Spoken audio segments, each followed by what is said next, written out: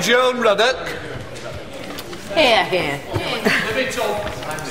It's on the screen. Thank you very much, Mr. Deputy Speaker. Today's debate is centred on the Prime Minister's broken promise to protect the NHS, which was, of course, expressed as a commitment to increase spending on the NHS year by year. This is not the only promise that he made.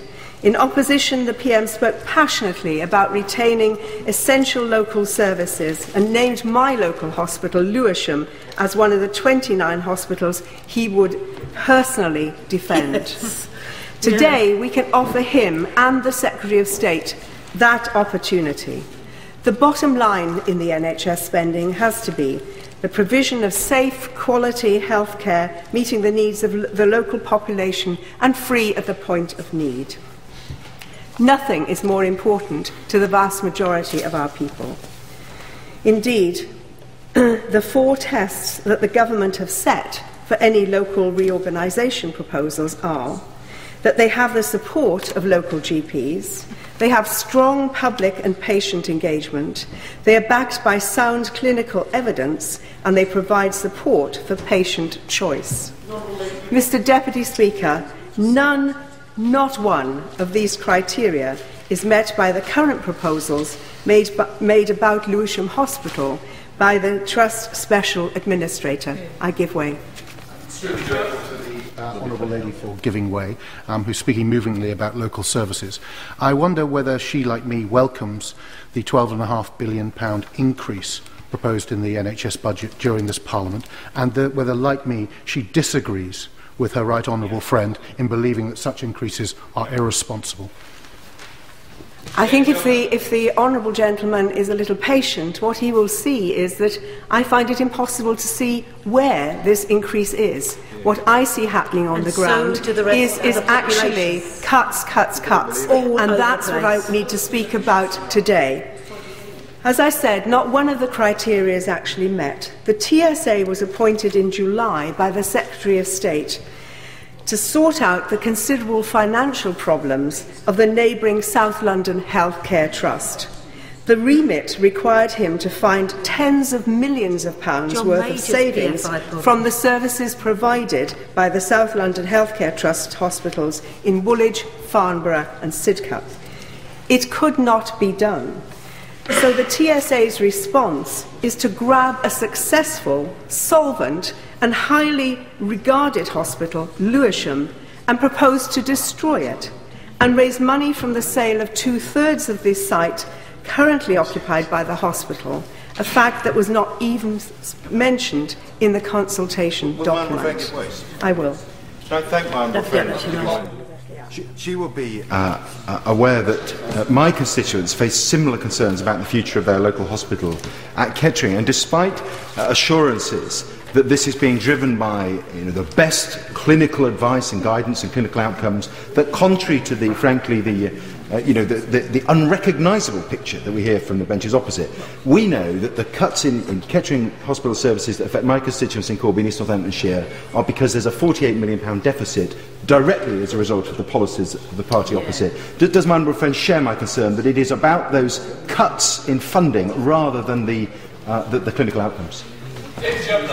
Indeed, and I very much thank my honourable friend for his intervention. And I think what we will see across the House, if people are honest in giving the record of what is happening on the ground, is the reality is indeed cuts and reductions in services.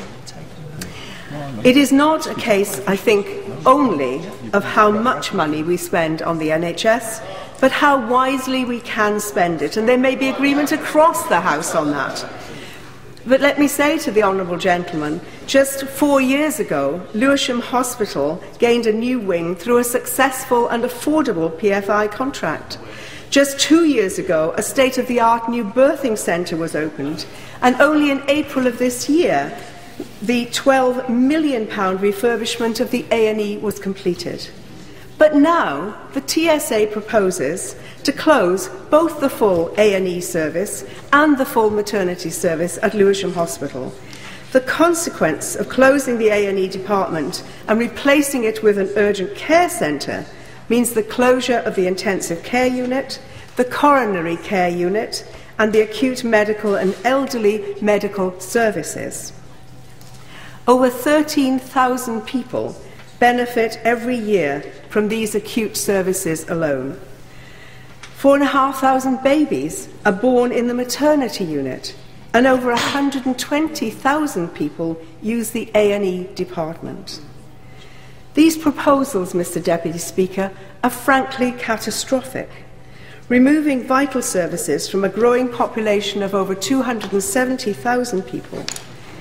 This is an accountant's solution to a problem that doesn't even exist in Lewisham itself. Not a single consultant, patient, GP or hospital specialist has come to me in support of these plans. Neither I nor my colleagues nor Lewisham Hospital Trust are opposed to change aimed at greater efficiencies and higher standards. Indeed, that's what the Labour government all along had as a policy and philosophy for our NHS. We know that closures of small hospitals have led to safer services. We know that paramedic services and blue light ambulances taking people to highly specialised centres save lives every day. And we do know that the NHS could be more efficient.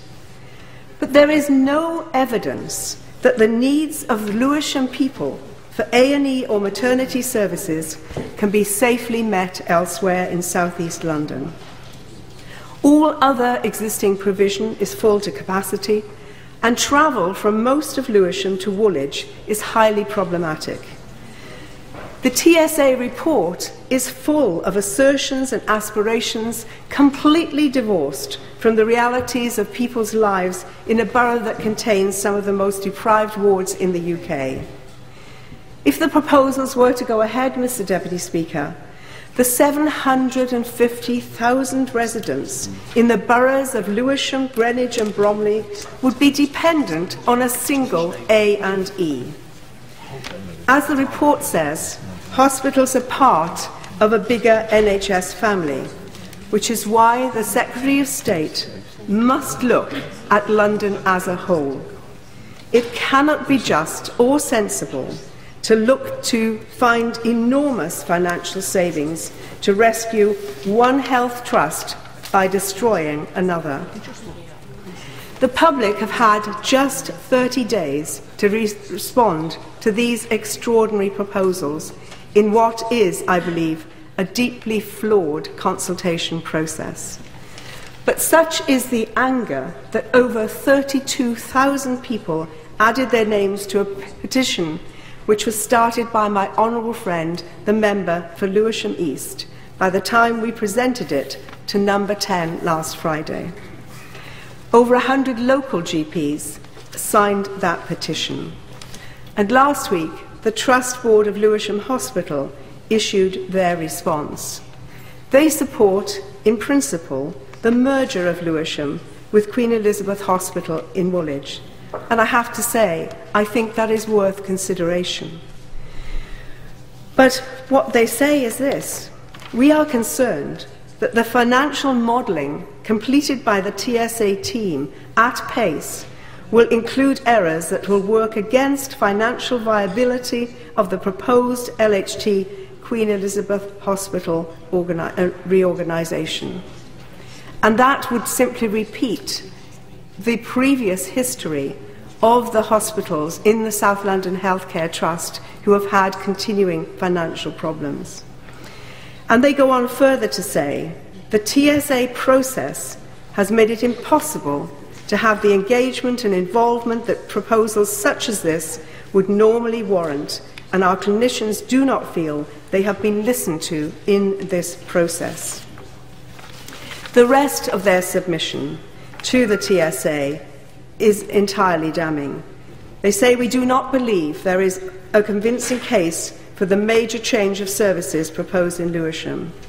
They go on, the TSA has overlooked the significant role that Lewisham Healthcare NHS Trust provides in the broader provision of services to local people. The TSA recommendations will result in worse rather than better care for the people of Lewisham. And we believe a health and equalities impact assessment would show this, but has not yet been completed, a significant weakness in the TSA report. Let me urge the Secretary of State today that when he comes to view the report, whatever form it takes, from the TSA, that he will also review all of the evidence that has been presented by local people, local experts, local consultants, GPs and the hospital trust itself. As the local Save Lewisham campaign says, this is not a difficult decision for government. It is potentially a deadly decision. I urge him to give the most careful consideration as to what is being said. The criticisms are indeed damning, and we have absolutely no faith in the proposals that the TSA will put before him.